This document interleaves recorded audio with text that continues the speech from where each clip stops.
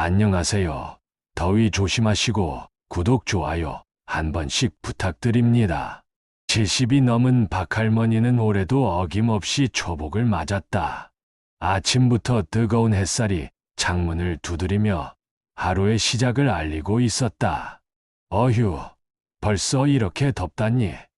할머니는 선풍기를 틀고 부채질을 하며 혼잣말을 중얼거렸다. 아들 내외는 멀리 서울에서 살고 손자들도 각자 바쁜 일상에 쫓겨 좀처럼 연락이 뜸했다. 혼자 사는 집은 넓기만 하고 특히 이런 무더위에는 더욱 적막하게 느껴졌다. 옛날 같으면 벌써 삼계탕 끓이고 난리였을 텐데. 할머니는 부엌을 바라보며 씁쓸하게 웃었다. 예전에는 복날이 되면 새벽부터 일어나 시장에 가서 연계를 사오고 인삼과 대추, 찹쌀을 준비해 삼계탕을 끓였다. 온 가족이 모여 앉아 뜨거운 국물을 후루룩 마시며 더위야 물러가라 하고 웃었던 기억이 생생했다. 그때 초인종이 울렸다. 할머니, 저예요. 문 밖에서 들려오는 목소리에 할머니의 얼굴이 환해졌다. 옆집에 사는 수진이었다.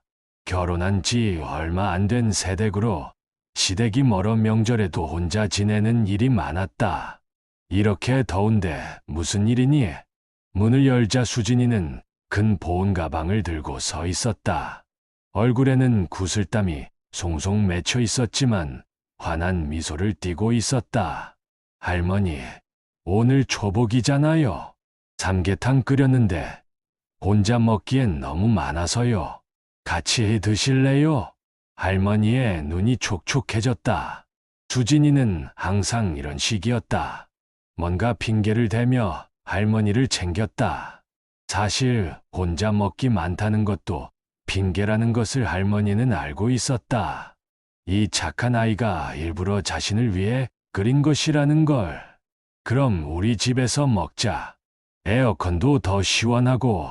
할머니는 수진이의 손을 잡고 집 안으로 들어왔다. 보온 가방을 열자 김이 모락모락 나는 삼계탕이 들어있었다. 그뿐만 아니라 깨신무침, 오이소박이, 그리고 수박까지 준비되어 있었다. 어머, 이걸 언제 다 준비했니? 새벽부터 준비했어요. 할머니가 예전에 가르쳐 주신 대로 인삼도 넣고 대추도 넣고요. 두 사람은 식탁에 마주 앉아 삼계탕을 나눠 먹었다. 닭고기는 부드럽게 익어 있었고 국물은 진하고 고소했다. 할머니는 한 숟가락 떠서 입에 넣고는 눈을 감았다. 맛있다. 정말 맛있어. 수진이는 할머니의 표정을 보며 흐뭇해했다. 사실 삼계탕을 제대로 끓여본 것은 처음이었다. 유튜브를 보고 요리책을 찾아보며 밤늦게까지 연습했다.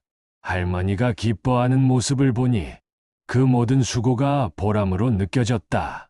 수진아, 고맙다. 정말 고마워. 무슨 말씀을 하세요?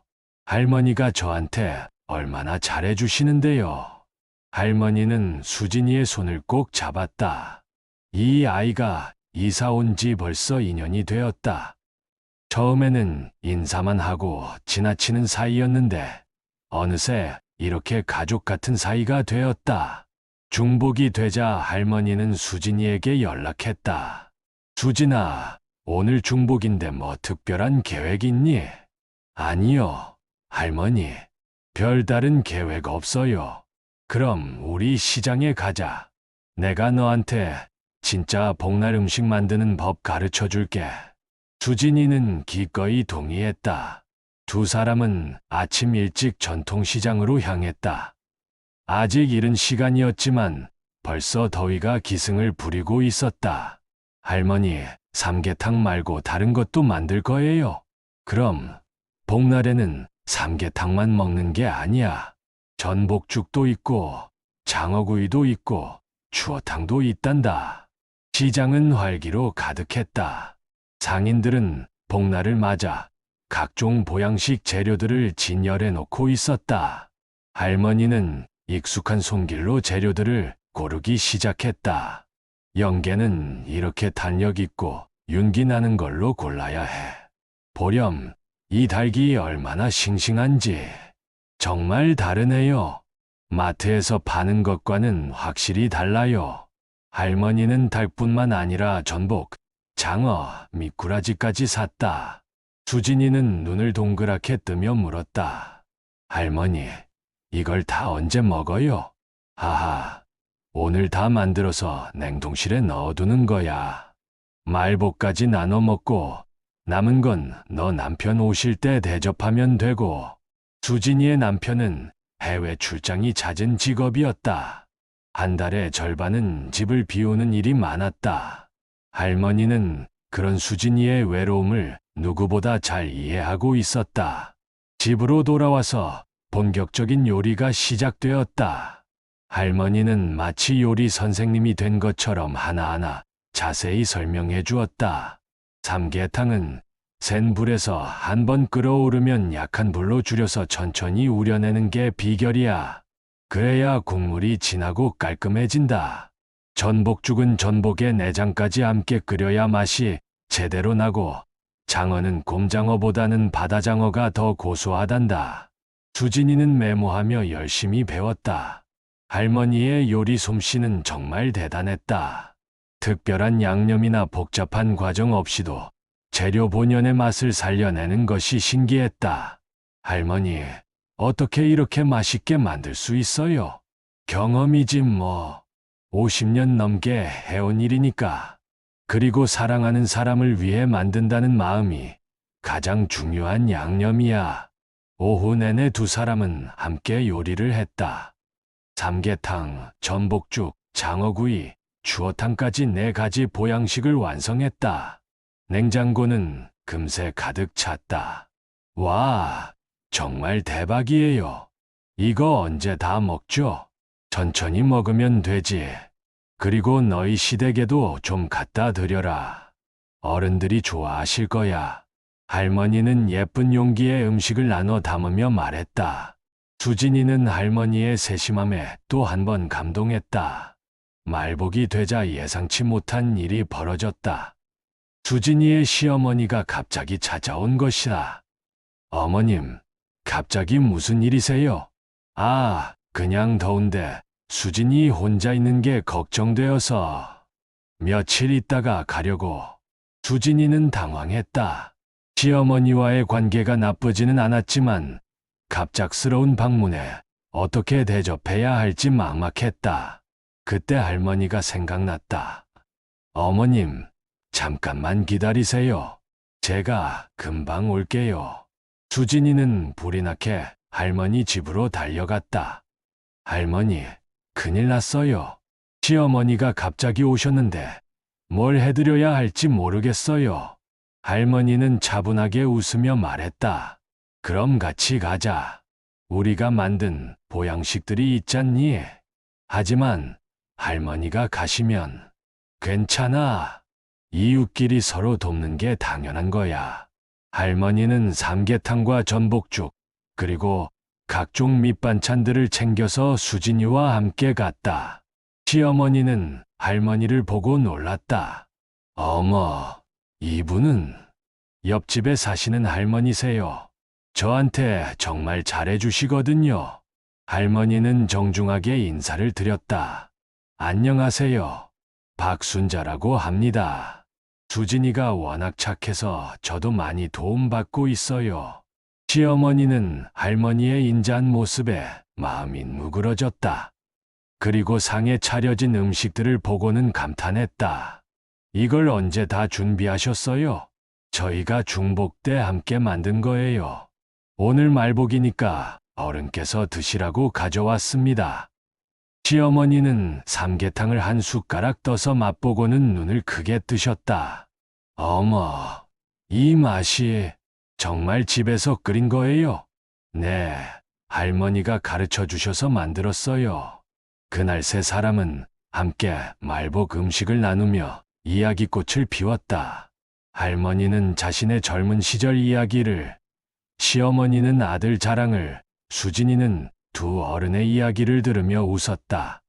수진아, 참 좋은 이웃을 만났구나. 이렇게 어른이 옆에 계시니 엄마도 안심이 된다. 시어머니는 할머니에게 깊이 감사 인사를 드렸다. 어르신, 우리 며느리 잘 부탁드려요. 이 아이가 혼자 있는 시간이 많아서 늘 걱정이었거든요. 걱정 마세요. 제가 잘 챙기고 있으니까요. 그날 밤 시어머니는 수진이에게 말했다. 참 복 받은 것 같다. 저런 좋은 분이 옆에 계시니까. 사계절의 약속. 잠복이 지나고 가을이 왔다. 할머니와 수진이의 우정은 더욱 깊어졌다. 수진이는 할머니에게서 요리뿐만 아니라 인생의 지혜를 배웠고, 할머니는 수진이에게서 젊은 에너지와 따뜻한 정을 얻었다. 어느 날 할머니가 갑자기 병원에 입원하게 되었다. 가벼운 감기라고 생각했던 것이 폐렴으로 번진 것이었다. 수진이는 매일 병원에 찾아가 할머니를 돌봤다. 수진아, 미안하다.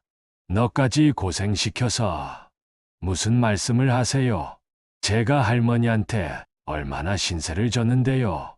병실에서 할머니는 수진이에게 말했다. 수진아, 내가 하나 부탁이 있다. 네. 할머니, 무엇이든 말씀하세요. 내년 복날에도 우리 함께 보양식 만들자. 약속해 줄래? 수진이의 눈에 눈물이 고였다. 네. 할머니, 약속해요. 내년 복날뿐만 아니라 앞으로 쭉 함께해요. 할머니는 안심한 듯 미소를 지었다. 그래, 그럼 내가 더 오래 살아야겠네. 너한테 가르쳐 줄게 아직 많이 남았어. 할머니는 건강을 완전히 회복했고 수진이에게는 좋은 소식이 있었다. 임신 소식이었다. 할머니, 제가 엄마가 될 거예요. 할머니는 수진이를 꼭 안으며 눈물을 흘렸다. 정말 축하한다. 우리 수진아. 아이고, 이 얼마나 기쁜 일이야. 그의 복날은 더욱 특별했다. 수진이의 남편도 출장을 일부러 연기하고 함께했다. 시어머니도 며칠 전부터 와서 함께 준비했다. 할머니, 임신부는 뭘 먹으면 좋을까요? 전복죽이 제일 좋지. 태교에도 좋고 영양도 풍부하고. 네 사람은 함께 요리를 하며 즐거운 시간을 보냈다. 수진이의 남편은 처음에는 어색해했지만 할머니의 따뜻함에 금세 마음을 열었다. 할머니, 저희가 이렇게 가족처럼 지낼 수 있어서 정말 감사해요. 우리는 이미 가족이야. 혈연으로 맺어진 것보다 마음으로 맺어진 인연이 더 소중한 법이지.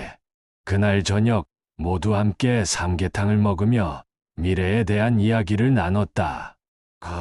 곧 태어날 아기 이야기, 할머니의 건강 이야기, 그리고 앞으로도 계속 함께할 복날들에 대한 이야기.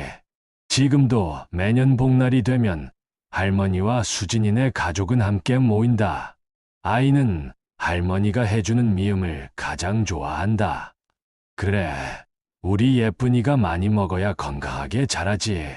올해 초복 아침, 할머니는 창가에 앉아 바깥을 내다보며 생각에 잠겼다.